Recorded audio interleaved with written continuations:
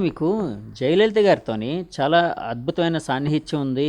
అలాగే ఆవిడ కూడా మీకు చాలా రెస్పెక్ట్ ఇస్తూ సౌత్ ఇండియన్ ఫిల్మ్ ఫెడరేషన్ దానికి ఇది కూడా చేశారు కదండీ. తర్వాత ఆవిడకి ఇదొక సన్మానం సంథింగ్ ఏదో ఒకటి ప్లాన్ చేసినట్టు అప్పట్లో గుర్తండి. 100 years of the Indian cinema. So అంత సాన్నిహిత్యం ఆవిడతోని మీకు ఎలా ఏర్పడిందండి? అంటే ఈరోజు ఆవిడ లేదండి. ఎలా సాహిత్యం ఏర్పడింది అదే చెప్పేది. ఎక్కడికక్కడ అంటే నాకు ఆవిడ ఒక తల్లిలాగా నేను ఫీల్ అయ్యా. ఆవిడ కూడా ఏదో వాళ్ళ అబ్బాయితో వాళ్ళ కొడుకుంటే ఎలాగా ఇదవద్దో అలాగా అయ్యేది. రెండోది, ఏ రోజు కూడా నేను ఆవిడ దగ్గరికి వెళ్ళిపోయి ఆవిడ సీఎంగా ఉంది కదా అని చెప్పి నేను ఏదో అది తీసేసుకోవాలి ఇది తీసేసుకోవాలి, లేకపోతే అది పోయి అడిగేయాలి ఇది పోయి అడిగేయాలి అనేది నేను ఎప్పుడూ చేయలే. ఆవిడ చాలా బాగా అబ్జర్వ్ చేసింది. ఆవిడ ఆఫీసర్స్కి చెప్పింది, కళ్యాణ్ ఏదన్నా ఇది తెచ్చుకుంటే చేయండి అని. నన్ను వాళ్ళు ఎన్నోసార్లు అడిగారు కూడా, నేను ఏ రోజు కూడా ఇది చేయలేదు. చాలామంది ఇక్కడ ఉండేవాళ్ళు అందరూ అనుకుంటారు కళ్యాణ్ ఆస్తులు సంపాదించంటే ఈ ఆస్తులు అంతా జయలలిత గారు ఇచ్చిందే, లేకపోతే కర్ణాటక సీఎం కుమారస్వామి గారు ఇచ్చిందే, ఇవన్నీ అనుకుంటారండి. లేకపోతే సూరి భానుకిరణ్ వాళ్ళు అంటే అవతల కళ్యాణ్ ఎదుగుదలని డైజెస్ట్ చేసుకోలేని వాళ్ళు అనుకున్న ఇయే తప్పితే వాళ్ళు ఎవరూ కాదండి. డెఫినెట్గా నా ఎదుగుదలలో ముందుకెళ్ళేదానికి మాత్రం వాళ్ళు ఉన్నారు. కానీ జయలలిత గారు నన్ను తీసుకెళ్ళి కూర్చొనబెట్టిన ప్లేస్ని ఇంకెవరు కూర్చొనబెట్టలేరు. రియల్గా ఆ విషయంలో చెప్పాలంటే దాసనారాయణరావు గారు కూడా కూర్చొనబెట్టలేకపోయారు. ఈర్ష ఫీల్ అయ్యారు. నాకు తండ్రిగా ఉన్నటువంటి దాసరి గారే ఈర్షగా కూడా ఫీల్ అయ్యాడు. తర్వాత రియలైజ్ అయ్యాడు. అది మీకు ఎలా తెలిసింది? ఆయనే అన్నారా మీతో? అంటే బేసిక్గా ఆయనకు అది కాదండి. ఆయన ఫీలింగ్ ఏంటంటే, ఒరే దాసనారాయణరావు తర్వాత నువ్వురా అనేది ఉంది. అది 100% ఐఎమ్ రైట్. కానీ ఆ ఈవెంటు జయలలిత గారు లేకపోతే జరిగేది కాదు. ఆయనకే ఉండేదంటే ఆ డయాస్ మీద ఇండస్ట్రీకి ఇటు తమిళ్లో కానీ లేకపోతే దీంట్లో కానీ ఇప్పుడు బాలచంద్ర గారు కానీ లేకపోతే ఇంకా వీళ్ళు కానీ వాళ్ళు కానీ వీళ్ళందరూ ఎంతమంది ఉన్నా వాళ్ళందరికంటే నెంబర్ 1 సినిమా అంటే దాసరి గారండి. ఒక ఫేజ్ దాటిన తర్వాత అలాంటి వ్యక్తి ఆ డయాస్ మీద ఉండాలి, ఒకరోజు ప్రోగ్రాంలో డయాస్ మీద ఉండాలనేది ఆయన కోరిక. నాకు అది ఫుల్ఫిల్ చేయలేకపోయాను నేను. అంటే అది 5 చాప్టర్స్గా చేసాం. ఒకరోజు తెలుగు, ఒకరోజు తమిళ్, ఒకరోజు కన్నడ, ఒకరోజు మలయాళం.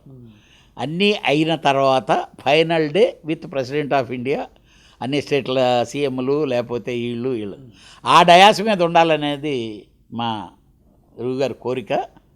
అది ఆ రోజు మేడం ఇట్స్ నాట్ రైట్ అనేది ఆవిడ దాంట్లో 100% చూచా తప్పకుండా చాలా పర్ఫెక్ట్గా ఆవిడ మర్యాద ఇచ్చారు. ఎవరికి ఎలా మర్యాద ఇవ్వాలనో అలా ఇచ్చారు. ఇంకా ఏ సీఎం ఉన్నా కూడా ఆ ఫంక్షన్ జరిగి ఉండేది కాదు. ఇంకా జీవితంలో నేను ఈరోజు చెప్తున్నాను, 100 ఇయర్స్ ఇండియన్ సినిమా 100 ఇయర్స్కి చైర్మన్గా కళ్యాణ్ నేను ఉండేదానికి నేను చాలా ప్రౌడ్గా ఫీల్ అవుతున్నా.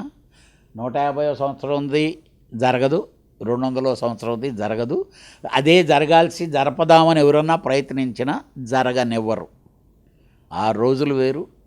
అది జయలలిత గారు కాబట్టే, ఆవిడ పూనుకున్నది కాబట్టే, కళ్యాణ్ మీద ప్రేమ ఉంది కాబట్టే అది జరిగింది. అన్ని కోట్లు ఖర్చు పెట్టగలిగాం. ఇంకో సీఎం అయితే అన్నీ లెక్కలేసుకుంటారు. ఎందుకు జరగనివ్వరు సార్? అంటే 150 కానీ 200 సంవత్సరం ఇది కానీ జరగనివ్వరు అని అన్నారు కదా, అంటే రాజకీయాలు అంటారా?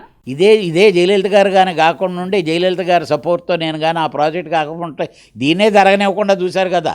నాకు ఎన్నుపోటు పొడిచిన వాళ్ళే తెలుగోళ్ళ కొరకు నేను 6 కోట్లు ఖర్చు పెట్టా. హోటల్స్కి అయితేమి, రూమ్స్కి అయితేమి.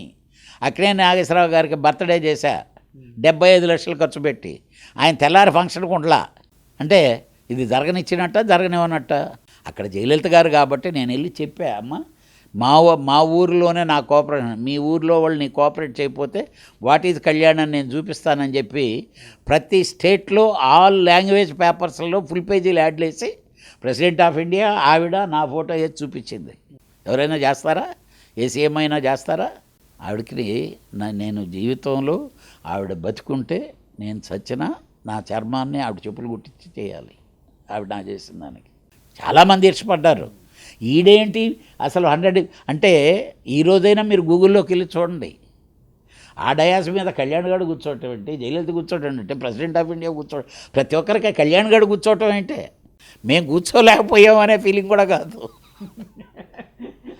అంటే ఐ ఫీల్ ప్రౌడ్. అంటే నేను ఆ డయాస్ మీద ఆవిడ నాకు ఆ స్థానం ఇస్తే కింద అతిరథ మహారథులు అమితాబ్ బచ్చన్, శ్రీదేవి, రేఖ, రజనీకాంత్, కమల్ ఇలాగా ఉంటే, అంతమంది అన్ని లాంగ్వేజ్ల వాళ్ళు ఉంటే లేనివాళ్ళు ఎవరో తెలుసా? మన తెలుగు వాళ్ళే. ఎవరు అటెండ్ అవ్వలేదు సార్? నా వెంకటేష్ గారు, బాలకృష్ణ గారు ఇలా వచ్చారు తప్పితే, అదే చెప్తున్నాను కదా. అయినా అది నిలబడిపోయింది. ఆ 100 years ఈవెంట్లో వీళ్ళు లేరు, కానీ 100 years ఈవెంట్ అనేది నిలబడిపోయింది కదా. ఇంకోసారి ఆ ఈవెంట్లో వీళ్ళు దూరదామంటే దూరలేరు కదా. అందుకే నేను చెప్తున్నాను, ఎప్పుడైనా ఇలాంటి ఈవెంట్లు వస్తే అందరూ సహకరించండి. ఆ చైర్లో ఎవరు కూర్చోన్నారనేది కాదు, అందరూ సహకరించండి. ఆ ఈవెంట్లో మీరుంటే మీరు గుర్తుండిపోతారు. ఆ ఈవెంట్లో మీరు లేకపోతే మిమ్మల్ని అది చూసిన వాళ్ళు ఓహో వీళ్ళు లేరేమో, అప్పటికి పైకి పోయారా కింద పోయారా అనేది అనుకుంటారు. కాబట్టి డెఫినెట్గా ఇలాంటి ఈవెంట్స్ జరిగినప్పుడు ఫర్దర్గా ఎప్పుడైనా అందరూ పార్టిసిపేట్ చేయాలి. ఈ ఈవెంట్ జరిగేటప్పటికి మేము బతుకున్నామనే ఇది కావాలి. సార్, దాసరి గారు ఇందాకలు అన్నారు కదండి, జెలసీ ఫీల్ అయ్యారు గురువు గారు ఎట్లాగని. అంటే నాకు పుత్రవాత్సల్యంతో చూపించే అంత ఒక తండ్రి స్థానంలో ఉన్న ఆయన జెలసీ ఫీల్ అయ్యారు ఇట్లా అని. అంటే అది తర్వాత ఆయన ఎప్పుడైనా మీకు చెప్పడం, లేకపోతే సన్నిహితుల దగ్గర ఆయన ఎక్స్ప్రెస్ చేయడం? మా ఇద్దరి మధ్యన అదేం లేదు. మేమిద్దరం ఫైటింగ్ చేసుకుంటాం, మాట్లాడుకుంటాం, ఇదైపోతాం. తర్వాత ఆయన పొట్ట మీద నేను తలబెట్టి నాన్నగారు అంటాము, ఆయన ఎరా అంటాడు. ఇవన్నీ ఏం కాదు, కానీ మేమిద్దరమే మాట్లాడుకున్నాం, మేమిద్దరమే ఆర్గ్యూ చేసుకున్నాం. ఆయనే అన్నారండి ఆ రోజు? అంటే అలానే కాదు, నేను అక్కడ లేకుండా ఎలాగారా అన్నాడు. ఓకే, అంటే ఇండైరెక్ట్గా మీకు అలా అనిపించింది. అంతే కదా, నేను అక్కడ లేకుండా ఎలా రా అంటే ఏమని, నేను అక్కడ కదరా ఉండాలన్నాడు. కరెక్టే నాన్నగారు, అక్కడ ఆవిడ లేదు ఇది అని ఆవిడ ప్రోటోకాల్ చెప్తుంది. మీ తెలుగు ఈవెంటప్పుడు ఎవరిని ఎక్కడైనా కూర్చొని పెట్టుకోమంది. ఆ తర్వాత మళ్ళీ ఆ దూరం ఏం పెరగలేదండి దాసరి గారికి మీకు? అలాంటిదేం లేదు కదండి? దూరం పెరిగితే చనిపోయే రోజు వరకు చేయబట్టుకొని కళ్యాణ్ గాడికే చెప్పి వెళ్ళాడన్ని. ఎందుకనంటే దూరం మా ఇద్దరి మధ్యన పెరగదు. ఎందుకనంటే మా ఇద్దరి మధ్యన విభేదాలు వచ్చినవి కూడా ఉన్నాయి. మామూలు రేంజ్లో కాదు. పక్కన మేమిద్దరం యుద్ధం చేసుకుంటుంటే పక్కన ఉన్నవాళ్ళు టాయిలెట్లకు వెళ్ళిపోయి విరేచనాలు చేసుకున్న సీన్లు కూడా ఉన్నాయి. బట్ మేమిద్దరమే, ఆయన నాకు తండ్రిలాగానే ఉన్నాడు. ఒక తండ్రి కొడుకు గొడవ పట్టుకుంటే ఎలానే పడ్డాం, అలానే ఇది చేసాం.